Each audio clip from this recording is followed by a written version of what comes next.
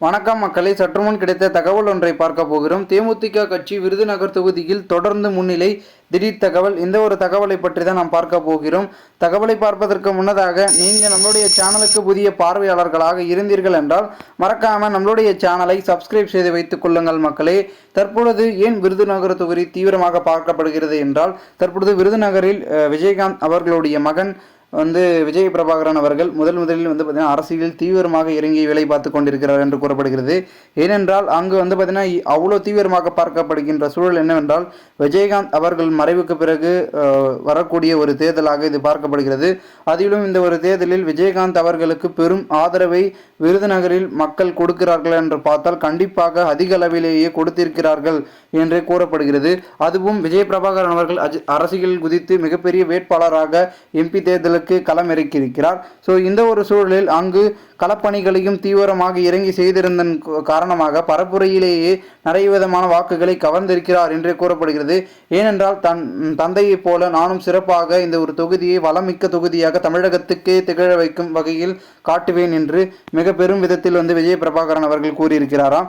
அதனாலே அவர் பார்த்தீங்கன்னா தற்பொழுது விருதுநகரில் 1ஆம் கட்டம் 2ஆம் கட்டம் 3ஆம் கட்டம் என்று இப்பொழுது 4ஆம் கட்ட பார்த்தீங்கன்னா வாக்கு எண்ணிக்கையில் தற்பொழுது 1.5 லட்சம் வாக்குகள் எண்ணிக்கையில் அவர் முன்னிலையில் இருப்பதாகவும் கூறப்படுகிறது. அவர் அதிகப்படியாக 2 லட்சம் வாக்கு வித்தியாசத்தில் வெற்றியை விருதுநகர் தொகுதியில் எம்பியாக திகழ்வார் என்றே கூறப்பட்டு கொண்டிருக்கிறது. அதற்கான காரணம் என்னவென்று பார்த்தால், தற்சமயம் வரைக்கும் மிகப்பெரிய அளவில் அங்கு ஆதரவை திரட்டியிருக்கிறார் என்றே கூறப்படுகிறது. நேற்றைய தினம் தன்னுடைய தாய் பிரேமலதா விஜயகாந்த் அவர்களிடம் அவர் கூறியிருக்கிறாராம், கருத்து கணிப்பின் மூலமாக விருதுநகர் தொகுதியில் பெரும் விதத்தில் தம் தந்தைக்கு விஜயகாந்த் அவர்களுக்கு ஆதரவு கொடுத்திருக்கிறார்கள் பொதுமக்கள் என்று அவர் நேற்றைய தினமே குறிப்பிட்டிருக்கிறாராம். அதனால் இன்று மிகப்பெரிய அளவில் அவருக்கான ஆதரவு நெருங்கியிருப்பதன் காரணமாக தேமுதிகவில் மிகப்பெரிய ஒரு மகிழ்ச்சி தருணங்கள் திகழ்ந்து கொண்டிருப்பதாகவும் தகவல்கள் என்பது ஒரு பக்கம் வெளியாகி கொண்டிருக்கிறது. இந்த ஒரு சூழலில் தற்பொழுது விருதுநகரை பொறுத்த வரைக்கும் மிகப்பெரிய அளவில் ஒரு திருப்பம் நடைபெறப் போகிறது. அதாவது அங்கு இனதான் நாம் தமிழர் கட்சி, பாஜக என்று பலவிதமான திமுக என்று பலவிதமான கட்சிகள் தீவிரமாக இறங்கி போட்டியிட்டு இருந்தாலும் கூட தற்சமயம் வரைக்கும் நம்முடைய பார்த்தீங்கன்னா அதிமுகவின் கூட்டணியில் அங்கம் வகித்து தற்போது தேமுதிக கட்சியில் பார்த்தீங்கன்னா தாமாகவே களம் இறங்கி அதிரடி காமித்து கொண்டிருக்கும் விஜய பிரபாகரன் அவர்கள் அங்கு தீவிரமாக பார்த்தீங்கன்னா வெற்றியை பெறுவார் என்றே கூறப்படுகிறது. இந்த ஒரு சூழ்நிலையில் விருதுநகர் தொகுதியில் போட்டியிட்ட ராதிகா சரத்குமார் அவர்களும் பின்னடைவை தான் சந்தித்து வருகிறார். அதன் பிறகு பெரும் விதத்தில் அதிமுக, திமுக, பாஜக கூட்டணி, நாம் தமிழர் என்று 4 முனை போட்டி இருந்தது.